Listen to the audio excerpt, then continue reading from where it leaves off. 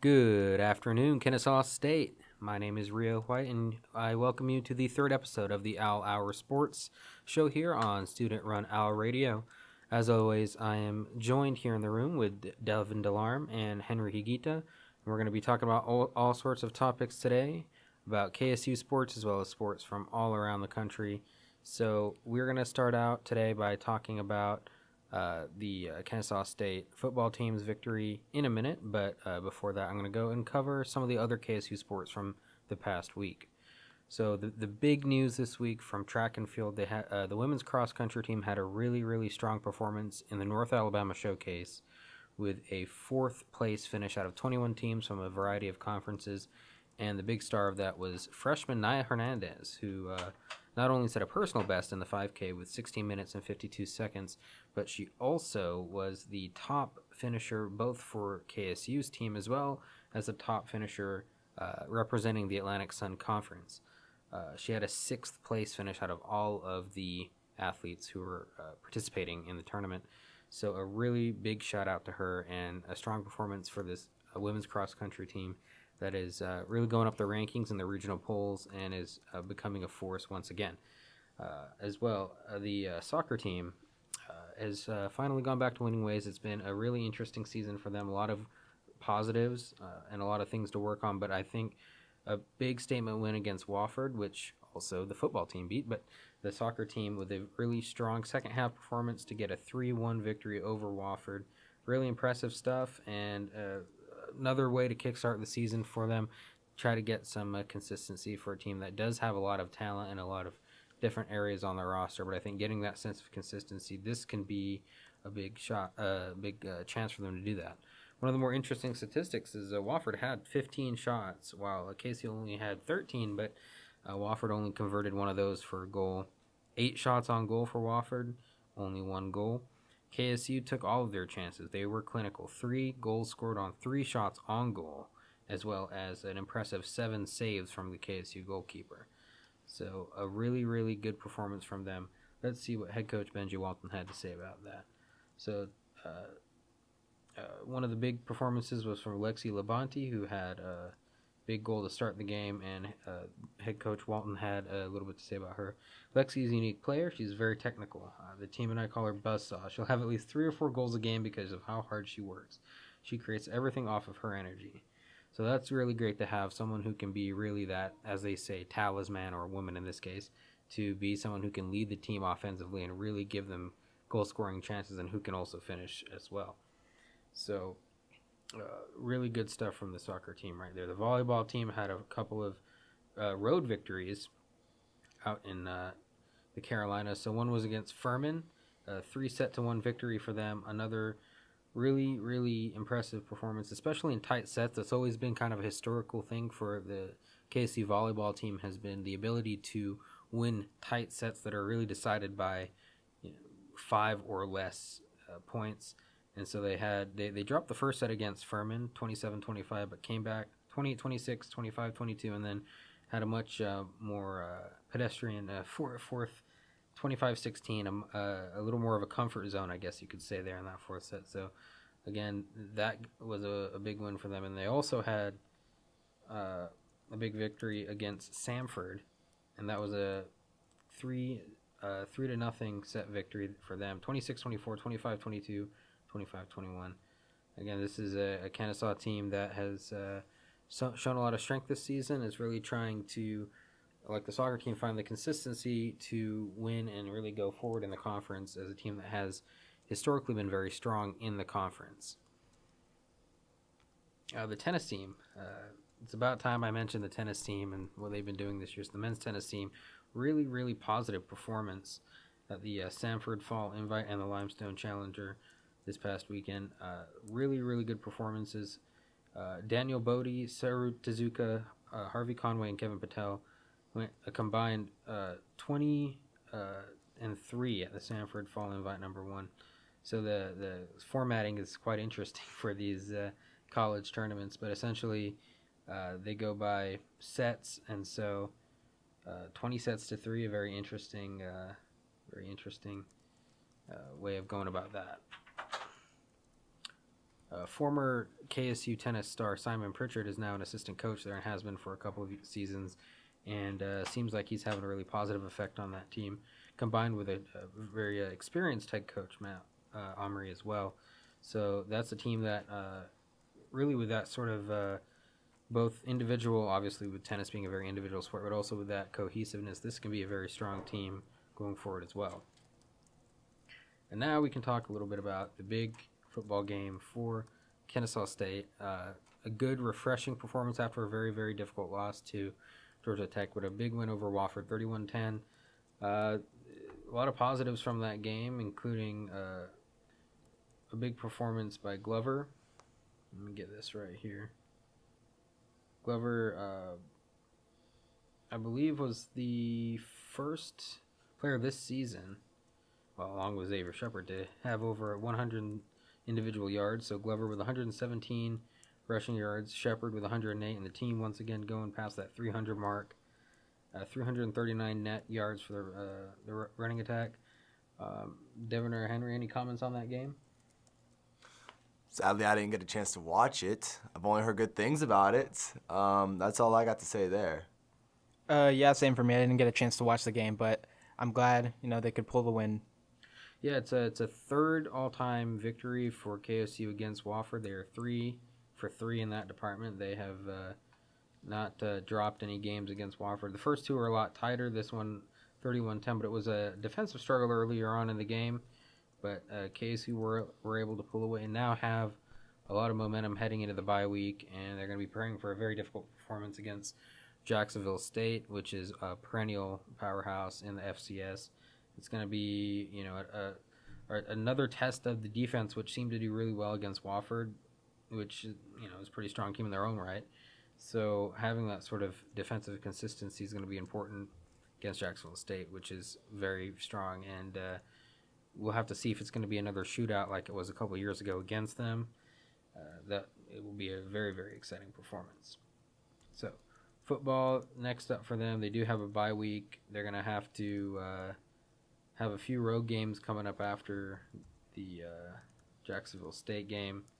But it's going to be really interesting to see if they can really push themselves to the front of that conference. Especially from the defensive point of view, it's going to be really an interesting prospect for them. So now we can talk about a few things outside. I'll give the floor to my friends here and give them a chance to speak. I've been talking a little too much now. So a lot of stuff going on in world sports. But I think one thing that Henry mentioned is a little bit of a formatting change to the way CONCACAF runs their tournaments. Would you like to talk about that? Yes. So CONCACAF announced earlier this week that 2 of its big tournaments would see a change in upcoming years. First of all, I'll talk about the Leagues Cup, which, by the way, Seattle Sounders fell to Club Leon 3-2 last night. And, unfortunately, Seattle was not able to be the first MLS club to win the tournament. Fairly new tournament, too. It started in 2019. But, so CONCACAF announced a change that would take place in the year 2023, so pretty close. Basically, all MLS clubs and all Liga MX clubs, which is the Mexican Soccer League, will compete in this new tournament.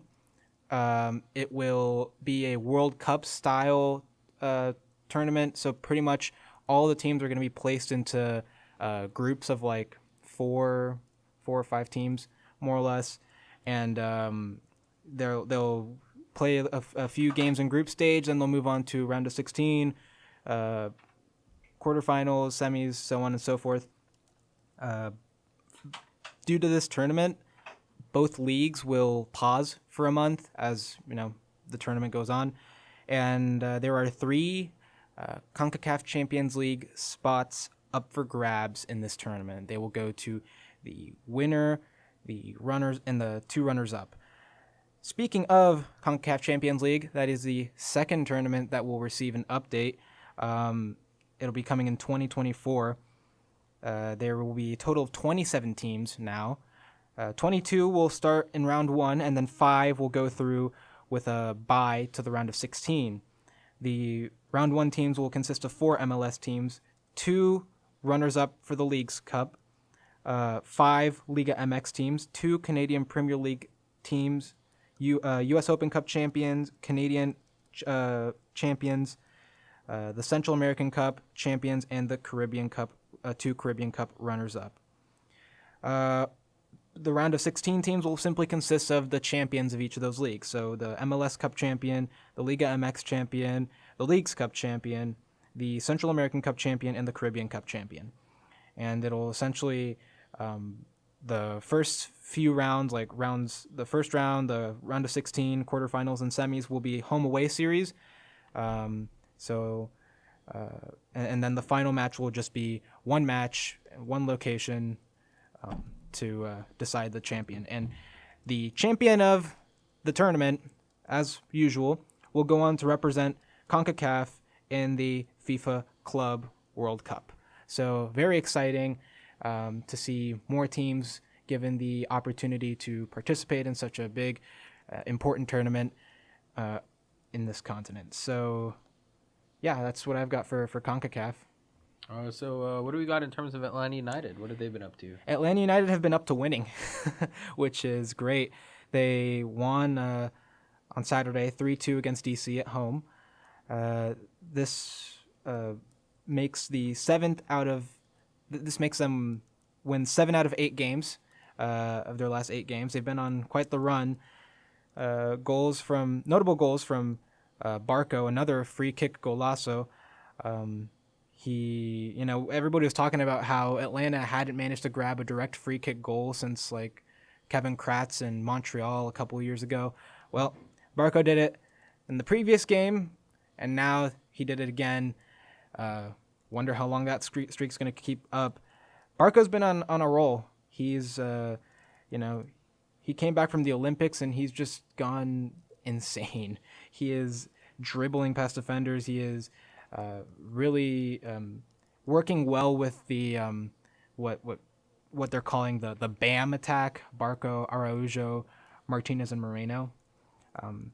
And so, yeah, he's been associating well with them, and it's been getting results. Speaking of associating, he associated well with Joseph Martinez as he assisted his goal. Joseph Martinez now inches closer and closer to his 100th goal for the club. He is just 1 goal away. Unfortunately, though, Joseph did appear to sustain a knock during the game. He was evaluated by the medical staff, and according to Felipe Cardenas from the Athletic, it doesn't seem anything of great concern. It's day-to-day, but very likely due to what's sort of been set before with the club and the coaches promising, they're not going to overwork him. They're not going to, give him too much when he's just getting back. He's very likely not going to play against Philadelphia, but you never know. And other stuff for Atlanta United, with the win on Saturday, they are now sitting at 6th place with 36 points. Their next opponent, Philadelphia, is sitting right below them with 35. And right above them, they have Montreal with 37, Orlando with 38, New York City FC with 39, Nashville with 44, and New England Revolution with 59 points. So pretty much, there's no way they're going to catch New England. New England is just too far ahead. But really anything from, I'd say third place is pretty reasonable. Second place, they could make it, depending on results. But they can definitely make it to third, because it's a very small gap. I mean, if they win the next game, if they win against Philadelphia and then the results pan out, like New York City losing, Orlando losing to DC, stuff like that, then they could conceivably get to third place, which would be great, because as you the higher you are in the standings by the time the regular season ends, first of all, the easier the opponents you have to face in the playoffs, and second of all, the more home games you can play. So that's obviously a big advantage. So yeah, as I mentioned, Atlanta will play their next game on Saturday at 7:30 against the Philadelphia Union. Very important match. If they can win it, they'll be one step closer to moving up in the table. And just some other MLS news. The New England Revolution have officially clinched a playoff spot with their 3-2 win last night against Chicago Fire.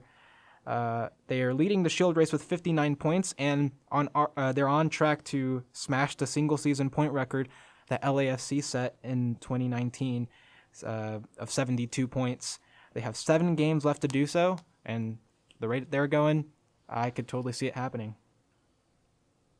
And that's all I've got for Atlanta. All right. Now to go to the American version of football and another fascinating week 2 in the NFL. We have 3 games that were decided by a single point. Just an incredible week for the sport and just a lot of fascinating storylines. But let's get our man Devon and let's see what he has to say about all things NFL. Well, it was definitely an interesting week. I think it's a great week. It's a great way to start off the NFL season. All right, we're coming off this great NFL season, going into the fall weather. First of all, great weather here on Kennesaw campus. Oh, yeah. Oh, my goodness. Wish it could be this weather every day. Dude, honestly, just you got to love it. Nobody I've talked to said they hate it. I'm just going to go over some scores real quick. You got Washington and Giants, 30-29, one of those close games you were talking about. Bengals and Bears, 17-20. Texans and Browns, 21-31. Rams and Colts, 27-24. Bills versus Dolphins, 35-0. That's gotta hurt if you're a Dolphins fan. I am so sorry. The Bills own you. Patriots versus Jets, 25-6. 49ers versus Eagles, 17-11. Raiders versus Steelers, 26-17. Saints versus Panthers, 7-26. Broncos versus Jags, 23-13. Vikings versus Cardinals, 33-34. Falcons versus Bucks, 25-48. Ooh, that hurts. It hurts reading it aloud, actually. Gets me every time. Dude. Cowboys versus Chargers, 20-17. Titans versus Seahawks, 33-30. Don't want to talk about it. Chiefs versus Ravens, 35-36. So going on into week 3, we have some odd standouts as far as undefeated teams go. I'm going to list those up. Like Broncos, Panthers, Raiders. Then we also have, of course, the 49ers, Cardinals, Bucks, Rams. Anyone that you are shocked to see or maybe shocked not to see in that list? Yeah, it's been such an interesting time following the Raiders. They've always been such an up and down team in recent years. They have these really great weeks where they seem like, oh my gosh, this is a playoff team like 2016. But since that season where they went 12-4, it's been like this. There's a lot more that they could do, but they always kind of disappoint at the end. But 2 games, it's only 2 games, but yeah, that looks pretty good. They had an overtime win, against the Ravens to start out, and then a win against the Steelers. That's always a difficult game as well, but maybe this is a year that the Raiders can get out of that weird funk of mediocrity that shouldn't be there. They should be better, and they have it's the thought of knowing that they could be better, especially for their fans. I'm sure that's okay, now they can actually progress back into a playoff team. The Broncos, that's interesting. I don't think anybody had that. No, you can't. I don't think anybody had that. No, you can't sit here and say I had money on the Broncos going 2-0. But I mean, good for them. Bridgewater, great to see. Just from a fan's point of view, it's really nice to see him finally get a home. Hopefully, this will be his home. I mean, he's had such a career that it's been a little sad seeing the injury and him trying to come back. But if somebody gives him a chance, I mean, he can do a lot of things. So that's going to be a really, really interesting team to watch. For sure. Always seems like the Broncos, whenever they're really good, it starts as kind of random players, and then you start to see okay, now these are defining players for the Broncos. But it's so interesting to see how they always kind of come out of nowhere and start doing really well. Sure. Probably the most interesting story from a fan's point of view is that Taylor Heinecke on the Redskins. Yeah, he had that big playoff game last year where they lost to the Bucks, but him now, he is the guy, I guess, in Washington. That's such an interesting story. We see Ryan Fitzpatrick come out of the game with injury, and then hey, I have Terry McLaurin on my fantasy. I don't mind the person who's not throwing to him coming out of the game. All right, they put Tyler Heinecke in, and I think I say that right. I always mess up the names, but he starts throwing this ball. He's slinging it across the field. He's really getting out there and putting himself out there and making his presence established and making defense really look at this guy and really go, wow, this is not just a backup quarterback. This is not just another young guy who is easy to pick off, and you can only give him props for that. And you can only say, has Washington found their guy? And, I mean, this is a guy who was at an FCS school, like KSU, he was at Old Dominion. He was, the best player for a couple of years there. But it's great to see someone who comes from the FCS and really puts in that effort. And maybe it takes a long time because it can when you're not really as highly rated as someone goes to a Power 5 school. But it's really cool to see him, fight through that. And he stayed. He's 28 years old. He could have quit. He could have said, 5-6 years ago, he could have just said, you know what, maybe this isn't going to work out. But he really stayed with it. And through all the practice squads and all the leaving teams and stuff, he's now possibly found a place where he can become a starter. And speaking of someone who is starting and going to keep a place for sure, Kyler Murray is got to be, this is one of the most exciting players in a long time. There's just so much he can do when he has a ball, and it's so dangerous. But him putting up those insane numbers against the Vikings, and in what was a very close game, it was 34-33, but goodness, it must be, for the defense, of any defense who has to face this guy, it's got to be kind of disheartening to have to face him. Oh, yeah. Because it's just, what's so great is his passing ability is so good. And for a guy of how young he is, and he's, I'll just put up 400 yards in an NFL game. That's not everyone can, very few people can even do that. And so that puts him in a very rare, I think, ability level. That's really impressive. Yeah, definitely. And seeing this on his rookie contract, this is a guy who isn't even he doesn't even have a contract extension to my knowledge yet. Third year in the NFL, some would even say this is an MVP candidate. And honestly, as a Seahawk fan, I can't help but be I'm a little worried, not just about Kyler Murray, but about this Cardinals team in general. They have receivers, they have a running back, they have a defense. This is not a team you want to just kind of brush off your shoulder. Yeah, I think it's another team like the Broncos where they'll have a lot of kind of middling years, and then they'll have Kurt Warner, right? And then they'll obviously with Fitzgerald being on that team, but they'll have that team that makes the Super Bowl, and then they'll have the mid 2010s. I want to say 2015, where it was Fitzgerald, but this time with Carson Palmer as the quarterback, and they made the NFC Championship game. So this Cardinals is a team that the identity is what exactly is it? But I think now they're starting to build it around one guy. Finally, I think it's a team that needed to have this identity in terms of what kind of team they wanted to be. But it's great for both the NFL and for his career that he's able to become this figure in the team and say, now I'm the representative of what the Cardinals can be, and that is, I think, a playoff team. Now it's a very difficult division, but that remains to be seen. You can't help but say, no, this is not an easy division, considering 3 other teams are undefeated within the 2 weeks. You have the 49ers, who, granted, their quarterback isn't Kyler Murray, and they do have a rookie quarterback they're trying to place in there. But then you also have the Rams, who have this established defense that is a force to be reckoned with. And then they brought in their guy for their quarterback. They got rid of Jared Goff. They brought in Matthew Stafford, who has established himself and has made his presence known on the field. Yep, that's a really good point, actually. Yeah, we talked about it last week, how Stafford finally getting his chance to show everyone that he was so good, with the Lions, but now with the team around him, he can really thrive. I think another interesting development was the Saints game against the Panthers, where it was the exact opposite of the week before, where they looked so good and so dominating. And all of a sudden the Panthers say, wait a second, we got something.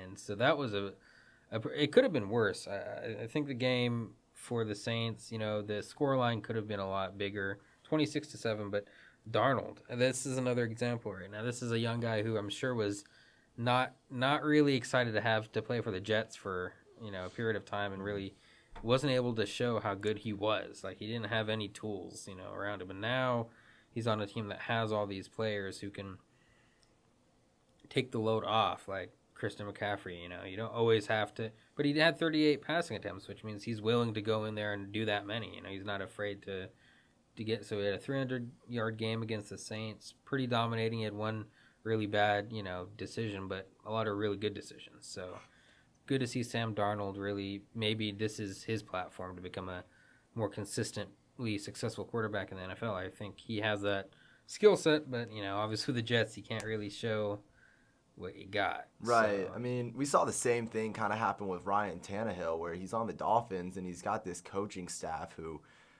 could seem to just, not have anything together. And then you see that similar coaching staff, the same head coach, go to the Jets and kind of destroy this other young quarterback.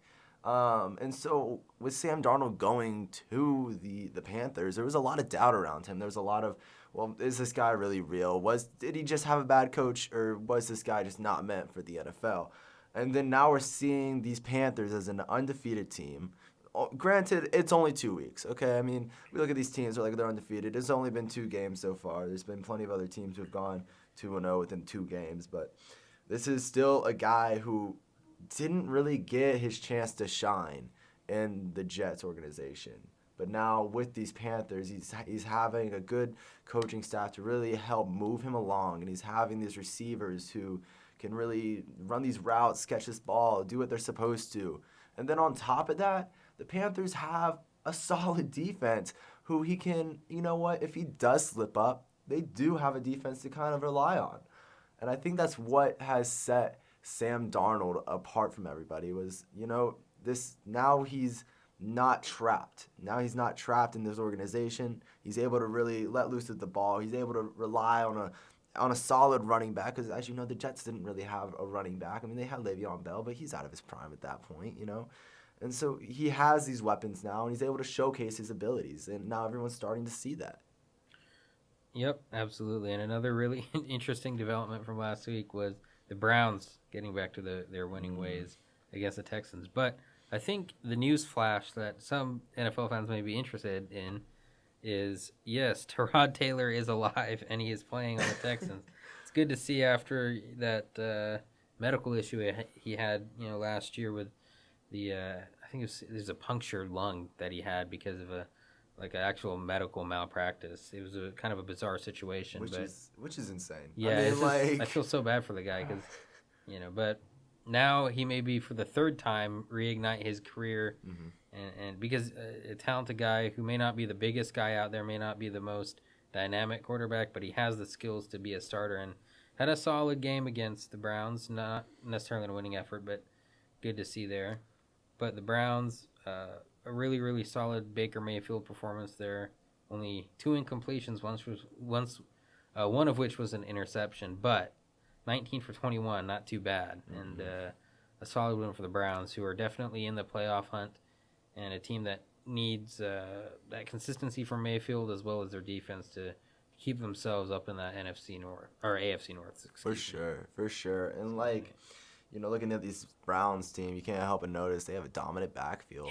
Yeah. Yes, when you got Kareem Hunt and Nick Chubb behind you, you can't help but go, we're going to run the ball just a little bit here. Yep. One thing that we do have to keep an eye on is Tyrod Taylor was back again on injury reserve. Yes. After coming out of the game with a hamstring injury. And you can only hurt a little inside when you see this guy who's performing well, and he consistently performs well, but then a rookie comes and takes over, or he gets hurt by some unforeseen thing to happen, and it really just hurts me as a fan to go, wow, this guy really has potential. Someone who took the Bills to the playoffs can't even get through a season with these injuries. Yeah, the bad luck is just something that you can't ever predict, and it is really unfortunate for a guy who just has a lot of talent. So, yeah, hopefully he'll be able to reignite his career again sometime. But cross our fingers, man. It remains to be seen there. So now we are at the home stretch of the Major League Baseball season, and it is getting really, really interesting. It's been interesting, but the American League has some very interesting scenarios going on right now, And a team that a lot of people didn't necessarily have at the beginning of the season as a huge factor is now starting to make around. That is the Seattle Mariners are actually, I believe, 2.5 games outside the wild card standings in the American League, which has a lot of teams, including the Red Sox and the Yankees, who are right there. The Yankees, at least for their fans, have been a little bit frustrating. They are, have won 7 of their last 10 games, but they're not quite at the place that I think a lot of fans wanted them to be. I think a lot of people have the Yankees as the first place team, even though the Rays, deserve to be considered the favorite, and they are in first place, and they got to the World Series last year. So it's just one of those small market, big market things. I think that for the media, it's just they want, when the Yankees are good, they are pushed as, oh, now they're going to be the best. So I suppose that's just how that goes. But Blue Jays are right in there. Yankees, Red Sox, all right there in the American League. Very, very tight. But the Mariners have slowly but surely got themselves at least within a shot. And if not this year, I think in the future it's a team that finally the Mariners, after years and years of just not making great executive decisions in terms of players and prospects, they have that cohesiveness to make a playoff run in the near future, because they finally got past Oakland, who was a team that was always preventing Seattle for the last few years at least from getting to at least second or possibly first place in the AL West. But right now the Astros are doing really well. But I think the Mariners are going to be a team to really look for in the future once they're able to figure out that team identity over the offseason, whether or not they make the playoffs. But at least they have a chance right now. Also, a very interesting team that is not going to make the playoffs this year, but has been significantly better than a lot of teams thought they would be. The Detroit Tigers, who had one of the worst records in the MLB last season, and a near repeat of their 2003 worst record of all time, is only 4 games under 500 and have a lot of pieces that have turned them into a team to at least think about for next season, or maybe the season after. But that's a division that has not turned out the way I think a lot of people thought in the AL Central. The White Sox were considered possibly the favorites coming into this season, but the team everyone had, or at least most of the older, more established Major League Baseball pundits had as the favorite in that division, for good reason, was the Minnesota Twins, who had so many strong elements, especially last year and the year before, being playoff teams. And then this year they're last in the division. I'm not really sure exactly what explains that on a day-to-day basis, but in terms of the overall basis, it's just not coming together. I mean, they did have quite a few injuries, but at the same time, it's a bit of an odd prospect that they were last. I mean, it'd be one thing if they were maybe third or second in the division, but coming in last when they were considered first is just not something that happens every day. And so the White Sox, though, with that very young, exciting team, and the opposite of that as a manager, a very old, unexciting, curmudgeonly Tony La Russa, that's going to be a fascinating playoff team to watch right there. The Braves, yes, the Atlanta Braves are still first in the division. It's been, in a weird way, hard to watch, not because the Braves haven't done well, but because the rest of the division has just barely kept themselves, or at least the Phillies have just barely kept themselves in contention, to the point where it's not comfortable. And it's only 3 games, but it's like, yeah, just get to the end of the season already. I feel like that's the collective feeling. Just let it be the end of the season, because it's like, oh man, every day is different. It's a win one day, the loss the next. But the Braves are very, very close to once again winning the division. It's been a season of adversity for the Braves, but it's been a season where they've shown that they can get over that, which is really impressive as well. So if the Braves win, it would be well deserved, in my opinion, for the Braves to win the division in a different way than before. Maybe not as dominating as those 18 and 19 teams, but certainly a team that has risen to the challenge. Another interesting area there is what's been happening in the NL West, as the last couple months have been inexplicably bad for the San Diego Padres, who at one point were considered the favorites in that division, or at least challenging the Dodgers. And then out of not exactly nowhere, but almost, the San Francisco Giants became the dominating team in the NL West. I mean, they only lead by 2 games, but it's a team that has just been exciting to watch. The Giants, who since their last World Series victory in 2014 has not really been the biggest factor. They did have a pretty good 2016 season where they made the playoffs, but it's been a team that has not really had that same identity or similar identity since that point. So all of a sudden in this year, when they weren't really favored to do much in the division, they slowly get some pieces together who aren't necessarily the most flashy players, and they have, if I'm not mistaken, one of the 3 oldest rosters in the MLB, and they have players who are just happen to have like really good seasons. So it's good to see the Giants, if they can hold off the Dodgers in the division. That would be quite an accomplishment for them. Now I'm gonna leave the floor to either Devon or Henry, and I'm gonna start with Henry. Is there anything else that you had on your mind that you wanted to talk about? Yeah, I mean, if it's okay with you, we can travel to Europe and talk about the Premier League. Oh, absolutely. Let's go. All right, so a few interesting results over the weekend. Chelsea dominant over Tottenham, beat them 3-0. With that win, they have positioned themselves at the top of the table, but they're not too far ahead. In fact, they're tied with Liverpool and Manchester United, who themselves saw 2 big wins this weekend. Manchester United beat West Ham 2-1. Another goal from Cristiano Ronaldo, doing really well since he's got there. And yeah, they're in contention for the first place spot. Also, we had Liverpool beating Crystal Palace 3-0.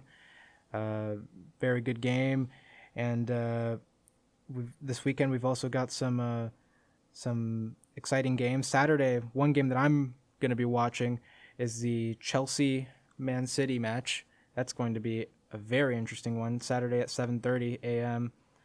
If Chelsea can win, they'll extend their lead a little bit, try to stay in first place, and yeah, it's exciting. Also, we got Manchester United going against Aston Villa. Cristiano Ronaldo potentially could score again. I mean, that would be pretty cool. And then we have Liverpool traveling to face Brentford. Some of the big matches for this coming weekend. Do you have anything you'd like to add, Rio? Yeah, I think a team that's been very surprising and not a lot of buzz so far about them, but Brighton and Hove Albion. Of course, we're still only through 5 match weeks, but a 4th place for a team that has some really interesting, underrated players.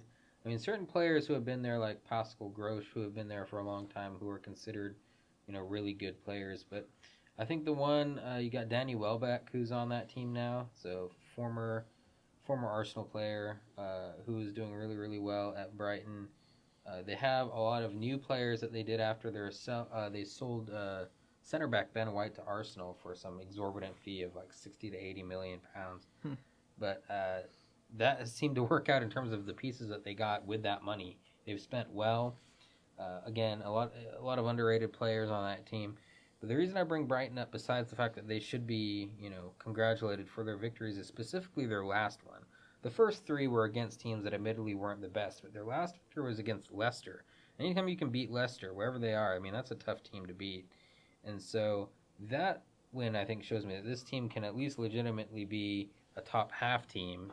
They may not stay in the top 6 or top 4, but certainly this is a team that has the ability to stay in that top half and not be too worried. But the team that should be worrying right now, even though Man City's in 5th, not them, it's Tottenham Hotspur, who their first 3 matches were all victories, but in each of those victories they had a single goal.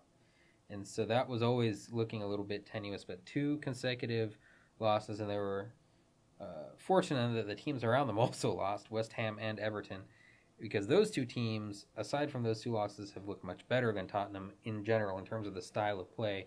Everton, with Benitez there now, has looked like a more solid team, even though they lost in their last match. West Ham needs to get it back together. Their last 3 matches have been 2 draws and a loss, but there seems to be a little more identity with those 2 teams. Tottenham really need to get it together because the goal scoring needs to happen. Obviously, Harry Kane wanted to leave during the summer. That was a whole issue that was exacerbated by, of course, the media coverage about soccer in England. But if the team can't get over that and can't find some goal scoring, that team may find themselves not only out of the top 6 like they normally are, but possibly in a position where they might end up like Arsenal. So they don't want that. But speaking of which, that North London derby's happening. That'll be, I think, a really big test of the mental state of those two teams. Like, are they in that winning mentality? Because Arsenal have won their last 2 after a really, really shocking start to the season. Arsenal have gotten themselves at a point where, hey, they're only, 2 points away from the top half of the table, and then they can move up from there. They started to win, but I think for both sides, it's going to be a test of, can they actually be serious, top 6 teams again, because that's where they should be and that's where they have been.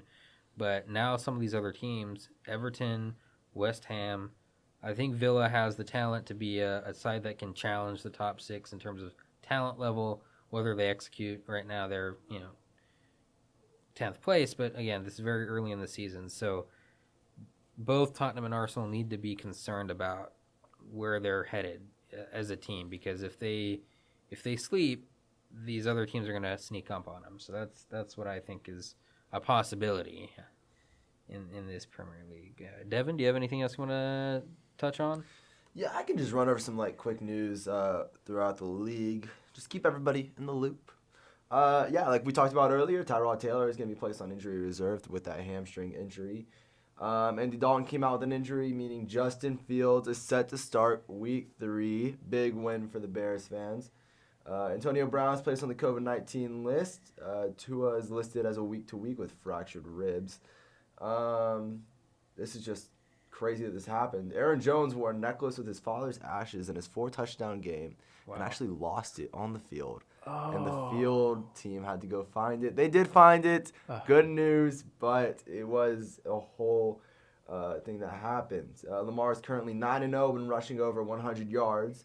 And Lamar has rushed over 100 yards 9 times in 48 games. To put that in perspective, Michael Vick did it 10 times in 143 games, and Russell Wilson has only done it 4 times in 146 games.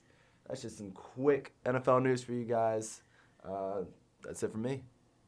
Okay. I do want to add one thing. I'd like to talk a little bit about PSG. Yeah. I know. the whole buzz about Messi has kind of died down a bit because he's started playing and honestly it's kind of underwhelming what he's done with PSG.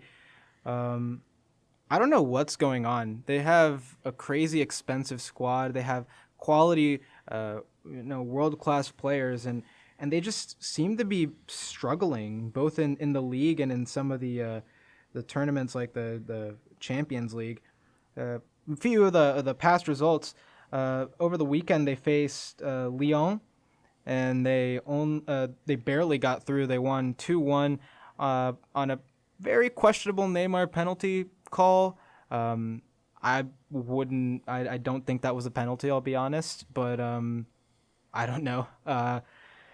It was a very close game. Messi sustained a knee injury and was unable to play the following match against Metz, which took place yesterday. PSG also won that match, but by the same margin, 2-1. So a very, very close game. And but another thing about Messi was the sort of team controversy that has arisen with him getting subbed off in that game against Lyon. He was fuming when he came off. He told off his coach and everything. It was, he was mad. That's pretty much it.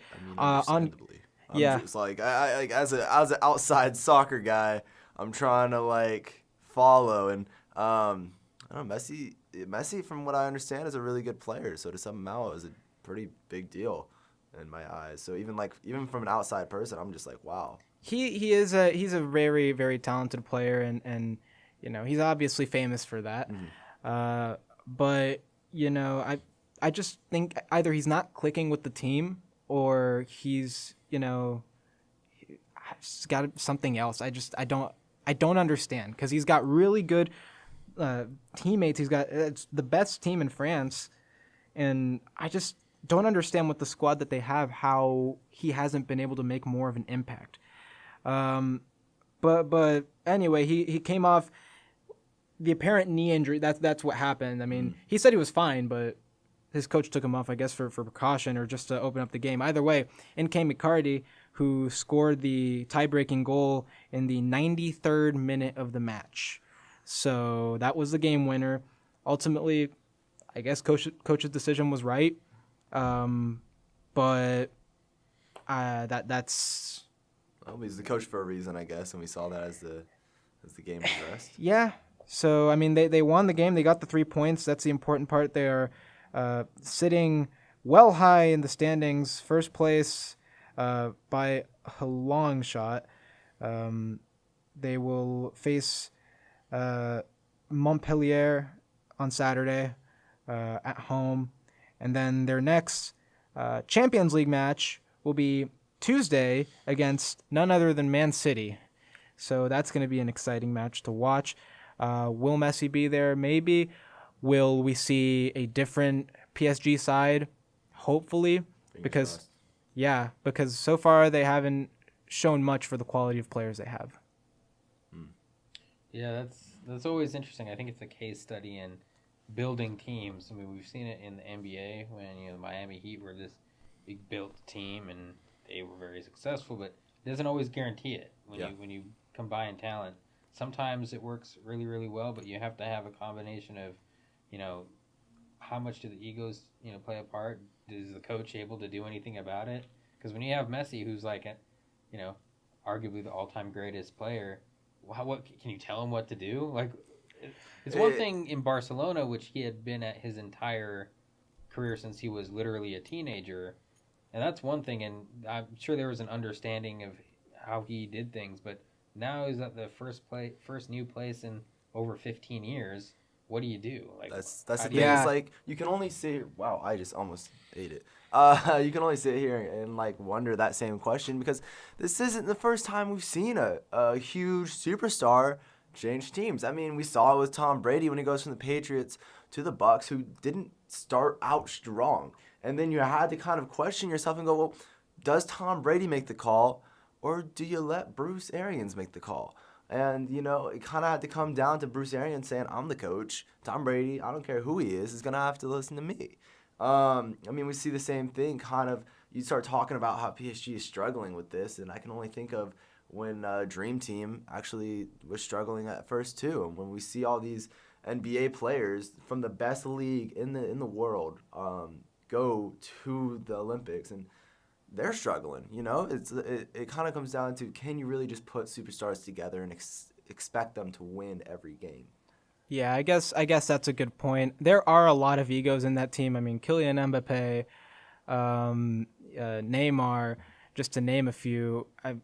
That is definitely one thing that could be at play. Another thing could be, and I just think, what if Messi hasn't gotten over sort of that emotional attachment to Barcelona, right? Because he played there.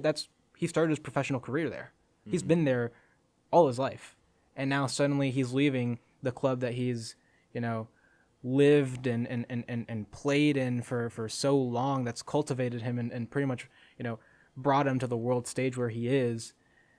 All the stuff he's been through with them, how difficult will it be to get over that emotional attachment of, now you're no longer in that club that kind of nurtured you, that you've held so close to your heart. You're putting on different colors now, and you got to go out there and represent a different city. A big change, a different city in a different country. It's huge, and we'll see. I think he'll definitely start to adjust as time goes by. He hasn't. That's the other thing. Since this is the first time he's switching clubs, maybe that has a factor to doing it, because team players that just usually move around, they know what the transition process is like. They know what it's like to have to quickly adjust to another style of play. Maybe he just hasn't gotten there because he hasn't had that type of experience, really, because he's only played for two teams, Barcelona and the Argentine national team. Those are the only two times he's had to really change teammates. And like you gotta only think like now he's got to look around. He's got to look at people who, again, like you said, have big egos, who are established players, who know their way around the ball, just as he knows his way around the ball. And I think it kind of comes down to almost like, I deserve the ball. And it's like, I deserve the ball. And I think that's maybe also a big struggle with just PSG in general. It's just all of those who needs the ball, who do you need to give the ball to? Yeah, for sure. That definitely plays a part in there. But we'll see. Maybe, hopefully Messi can get back from that injury. Hopefully he'll be in that Man City match because that'll definitely be a big test for them. Rio. Yep. Well, if you guys are good, then I think I'm good. And that will be the conclusion of our third week here at the Owl Hour. I want to thank both Devon and Henry once again for your input, and we will see you next week. All right, peace out. Bye, guys.